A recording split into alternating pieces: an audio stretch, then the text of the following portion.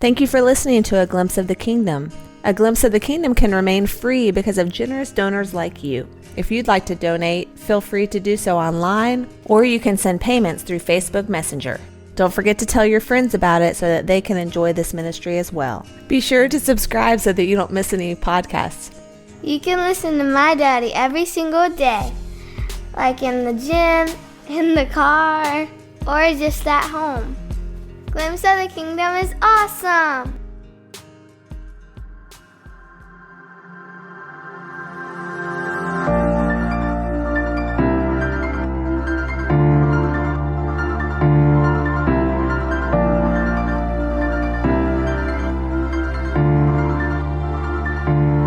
Hello, and thank you for listening to A Glimpse of the Kingdom. I am David Pendergrass. I received a question a while back I thought I'd respond to, and sorry for the delay in responding, Zachary. Zachary said, "Hi David, I've been reading about the new perspectives on Paul, particularly Tom Wright's views in opposition to it, and I was just wondering what your view of it is. I'm really confused, and I was hoping you could help me give some insight to it." Well, Zachary, that is a great question and a biggie. We actually typically call it the new perspective on Paul.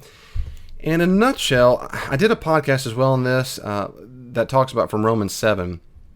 But in a nutshell, for a long time, ever since usually most people attribute Martin Luther has his view of how to read Paul has dominated Protestant interpretation of Paul.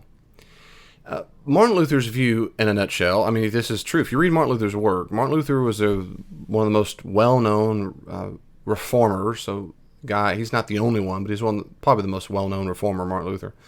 Martin Luther was a German, and he was Catholic, and he saw several things going on in the Catholicism of his day. When he started reading the New Testament really, really well in original languages, he said, man, when I compare the New Testament to what I see around me, I see some discrepancies. So he wanted to have a discussion about it with his Roman Catholic brethren, and he wrote it down in 95 Theses, this document that said, these are things I don't see in the Bible. He nailed it to the church, Wittenberg, and them's were fighting words. It was the match that lit the powder keg. All over Europe, this kind of stuff had been bothering people for a long time, and Martin Luther's 95 Theses really, as it were, set the match. And he was, in a short story, was brought in and questioned and considered a heretic and excommunicated and whatever. Martin Luther didn't want all that to happen. He wanted to be a Roman Catholic. He just wanted to reform the church, but instead he started a massive new movement. And then all over Europe, it became popular the next couple of decades for other authors to say, yeah, I've been thinking this stuff too. And it just boom, boom, boom, boom, almost like another analogy, like dominoes. But when you read Martin Luther, he said some really great, compelling things. He really emphasized grace alone, faith alone. You don't need to do any other rituals. You don't work for it. It's all the grace of Jesus. It's just that when he reads Paul, when you read the Apostle Paul, like the book of Galatians particularly, and almost any document, but certainly Galatians, Paul has in mind certain opponents. When you read Martin Luther, Paul's opponents sure sound and smell like the Roman Catholics of his day. So most Protestant interpreters forever have read Paul through the lens of Luther and made Jews like the Roman Catholics in Martin Luther's perception legalist. Because Luther was fighting against his perception that Roman Catholics are trying to earn their way. They're trying to earn salvation.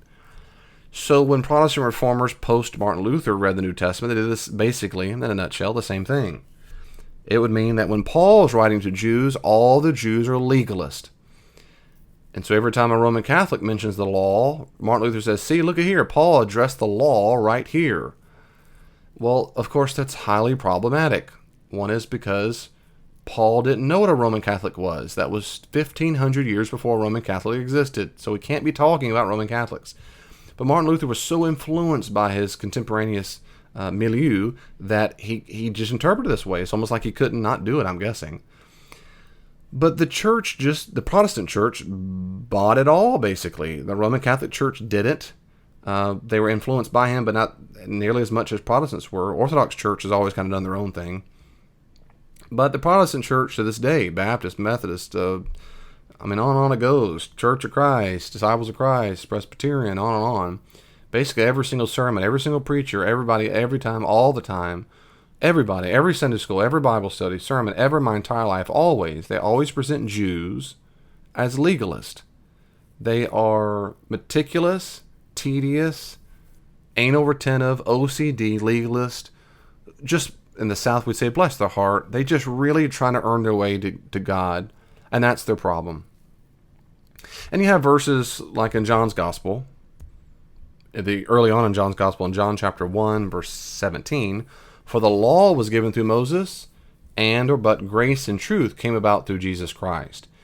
And so they use those verses and many more to think that what Jews really had was a law, a rule book, and the rules had to be followed, and they tried their best every day. And it was a heavy, heavy, heavy burden, and they were just so sunk. And the Pharisees thought they were all righteous and good, but they followed the rules, but they really didn't. But they were hypocrites. They told everybody and act like they followed the rules, but they didn't. They're a bunch of hypocrites. And so everybody thinks they've got to follow the rules. Some at least know they can't. Others know they can't. They're just pretending. In comes Jesus and says, no. It's not about earning your way to God. It's all about grace. So stop trying to earn your way and give grace. And so every single time Pharisees mentioned, Pharisee becomes synonymous with legalist. And today in modern English culture, it still is. If someone is a Pharisee, it means they're legalist, they're rule-based, they're trying to earn something by rules or keeping the commandments. Well, that just was the dominant view. And in the 1950s and 60s, there was a movement in New Testament interpreters that started to change things. And they started to say, what if we didn't read the New Testament, and certainly Paul's literature, but even the Gospels itself, we didn't read the New Testament through the lens of Martin Luther and think everybody who's a legalist really isn't a legalist.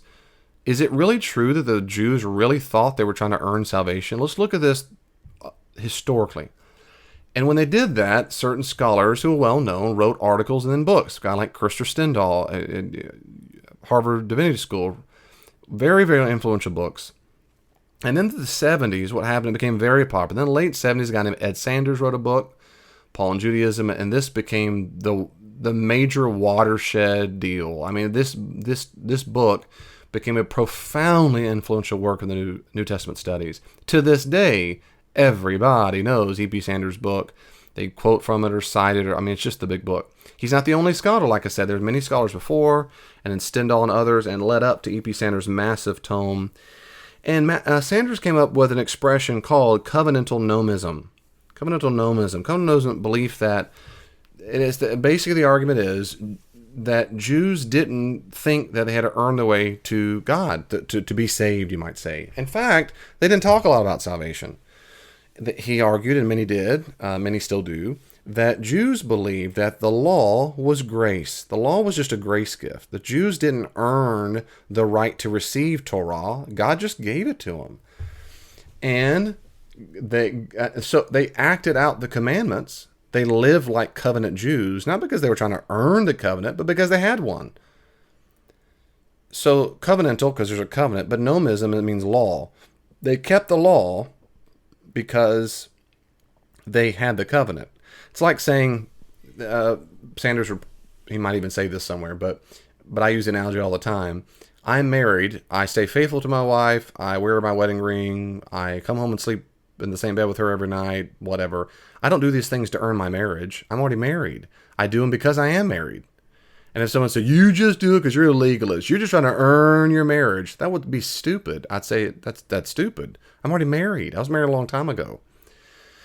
It's like that with the law. New Testament scholars would say, no, the Jews thought they were married to God. That's a metaphor. And that was a grace. The fact that God came to them and said, hey, let's get married. They went, yes! And they got married to someone way up their social ladder.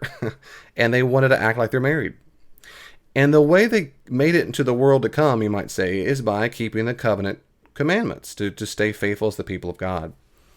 And so when the Apostle Paul talks about the works of the law, particularly in Galatians, how they fail you and they lead to death and sin, the works of the law, it's not legalism, and it's not Roman Catholic legalism that Martin Luther thought it was.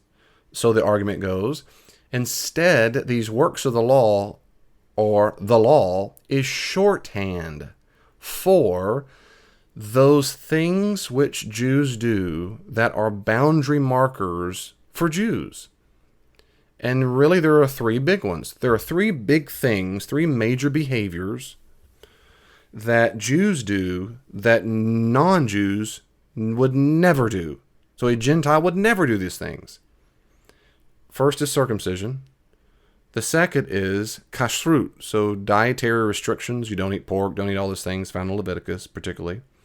And you obey and follow and observe the high holy days of Judaism.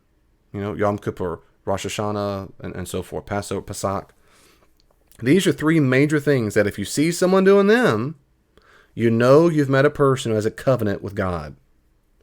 And so what Stendhal and others, and then E.P. Sanders and a few others have argued back in the 60s and 70s and 80s, and I'll go to modern Tom Wright in a second too. What they argue was, in a nutshell, everybody since Luther's been wrong. The Pharisees weren't a bunch of legalists. Paul's opponents weren't a bunch of legalists. Jews weren't legalists. They were grace-based people. But instead, what Paul is opposing is Jewish ethnical arrogance. Ethnic arrogance. That is to say, they're so hung up on being Jewish that they're wrong. They should focus more on being open to what the Gentiles are doing for God's, or they can be for God, inside of God's people through Jesus. Later on, then after the 80s happened, then the 90s and 2000s, there were a few more major authors that came about who also basically concurred, but certainly had nuances. There were some big ones. A guy named James D.G. Dunn, his friends call him Jimmy. Jimmy Dunn, I think he's at Glasgow. He's a great New Testament scholar. Of course, Tom Wright, N.T. Wright, is another major author. And what happened eventually, I used to have this memorized, but there was a time someone called them, they called themselves, this is the new perspective on Paul.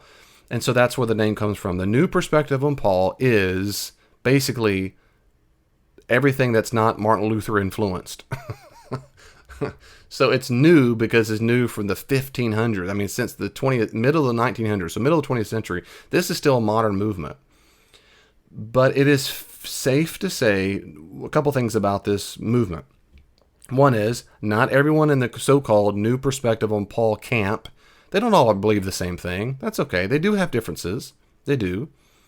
And you need to read the authors to know exactly what the distinctions are. And sometimes there are books and articles and essays that do nothing but delineate those differences. That would really help you if you're really interested in those distinctions.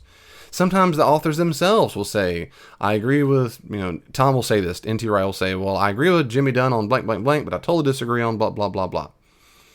Richard Hayes at Duke is another one I think it fits the new perspective, and some others. It's safe to say there's distinctions. The second thing is, it's safe to say that most New Testament scholars, in general, have bought into the view. In general, most New Testament scholars in the world do not read the New Testament like almost everybody in the church does. So in New Testament scholarship, when we read Pharisee, we don't think legalist. When we read works of the flesh, works of the law, or the law in Galatians and other texts, most New Testament interpreters do not think poor old legalists are just trying to earn their way to heaven. Most people will immediately think ethnic boundaries. Now, the third thing I'm saying is, not everyone agrees. There are still some very intelligent, educated people who do not find the new perspective on Paul convincing. They're not as many. They're on the minority, but they're out there. I had a professor who very much disagreed with the new perspective on Paul, and he wrote he wrote several things about it, but in class he sure talked about it a good bit. In my PhD, he didn't buy into it for various reasons. And so he's not alone. I mean, there's different people who don't find it fully convincing. But nevertheless, I'm not here to convince you at all. You ask, what is it? And that's what it is. It is a way to read and interpret Paul. If you're curious, my view is, in general, I do find it convincing. I don't think all of it is. I don't think it's true that all Jews at all times only thought the law was just grace, grace, grace all the time. I don't find that convincing based on the data. I think there's several examples in the pseudepigrapha and some of the New Testament that demonstrates that it was not uncommon for certain Jews to think that the way to be in God's people, we might say the word be saved. I don't like that term, and I guess I'll tell you why in a second. But to be part of God's covenant means you had to obey it. You had to obey it, or you did not make entrance into the world to come. And I do not think that's the dominant view, but I do think that is a view. And therefore, I don't think when Paul writes about the works of the law, he only has in mind those ethnic boundary markers. I think he's also addressing some people who think, no, Paul, you've got to do the rules or else. So in general, though, I do think we should never read the New Testament through the lens of Martin Luther or any other human being. John Wesley, certainly not John Calvin. I mean, these are maybe some real good, smart people. But all through the medieval ages, all the time, all the way up to the modern historical critical method, like the mid-20th century when all this breakthrough happened, none of them fully grasped the historical critical method.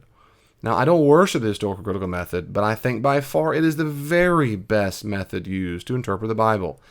And that is, namely, locating the texts and ideas represented in the texts within their historical and literary context. To me, that's overwhelmingly commonsensical. I don't care what Luther says about Romans. I don't care what John Calvin says about Romans. I care what Paul said about Romans. And I care what the Apostle Paul meant in the words he said of what Jews were saying in the time period and what other Christians were saying in the time period. Praise God, there's all kinds of scholarship on these exact topics. And not being mean, I'm not being condescending, I really mean it, praise God, because it means there's a whole huge body of material. When you go and get your PhD, you don't read, okay. When many people go get their PhDs at great large schools, you don't read literature that just simply fits your theological views. In the PhD level, most people are overwhelmingly dominated in their education by the historical critical method. It's not the only method. It's not it. I was also trained a whole lot in the narrative and literary reading of the text, a whole lot in my PhD. All I'm saying is, it's bedrock. It's so commonsensical now. You're hard-pressed to find any PhD studies anywhere that does not assume the basic tenets of historical critical methodology. You might add on other things, but it's still considered kind of like the queen of the sciences that theology used to be called. But anyway, having said that, that's one of the reasons why I instantaneously will listen to anybody more than Martin Luther or anybody when they say, well, I think in the ancient world what Jews would have thought, and here's my evidence, you've got my attention immediately. I guess maybe it's a final note. I know I've read people like John Piper who, I'm saying this loosely, but he hates the new Pauline perspective. John Piper is a well-known pastor who's a well-known Calvinist, and he wrote a whole book against Tom Wright on justification, some other stuff, and a lot of people, particularly in the church, there's just I can't overemphasize this fact that most churches preach constantly this idea that Pharisee and opponents of Paul are just a bunch of legalists and Jesus and Paul are all about grace. And yet in the academy, virtually no one reads it that way. This is one of the most gigantic, huge discrepancies between what we do in the academy or the church. The church is, I don't know what, almost 70 years behind the times on this issue. And because of that, since some of this is trickling out, there's a massive pushback. It can't mean that, Tom, right? It can't be that Jimmy Dunn. It can't be Sanders, because when you say it that way, it sounds like Jesus died for nothing and on and on. In other words, there's a massive, in my opinion, a massive emotional, psychological pushback. Not that I have yet to read any person who opposes it, carte blanche, who didn't give any evidence for it. The only people I've read who gave evidence against it, who didn't write it out carte blanche, were scholars, like my professor, the one that guy I mentioned who said who didn't agree with it. He wrote essays and scholarly level stuff that gave evidence for his views. And even then, he didn't read it straight through the lens of Martin Luther. He just thought the new Pauline perspective as it was presented wasn't fully convincing. I'm more convinced than my former professor was. I am more convinced than he was. But nevertheless, he didn't say, you can't do that because Jesus is God. It's not Sunday school. This is scholarship. So that's a big difference. So it doesn't been online or blogs and all that stuff. You might find people who just dismiss it out of hand or associate New Pauline perspective with Satan. I've heard all kinds of New Pauline perspective is liberal. It's leftist. They don't care about the gospel. Poor Tom Wright, he gets accused everywhere, all the time, left and right. Liberals think he's fundamentalist. Fundamentalists think he is the most liberal thing possible. And I think they're both wrong. I don't concur with everything Tom Wright says, and that's fine. He wouldn't concur with everything I say. But overall, I think his view on this is quite convincing. But there's some quick thoughts about that. God bless you. Keep reading and keep studying. That's some really good stuff to learn about. Oh, and a final encouragement. If you've never heard anything I've said in this whole podcast, if basically every word I said was novel to you, you're not alone. I didn't hear about the new Pauline perspective until I first started my PhD. Well, that's ridiculous. I should have heard this in my undergraduate, then in my master's, and of course my PhD. But again, that demonstrates how far behind the church is, and even some schools are. Nevertheless, it doesn't mean it's all right. It doesn't mean they're behind, therefore they're all wrong. I'm just saying they have the church and some schools at the undergrad and master level still haven't fully come to grips with the arguments being made for the new Pauline perspective. And that's my point. So there's a lot more there if you want to read. Keep reading. If you want more literature, I'll be happy to give it. But you're on the right track with Tom Wright and some others.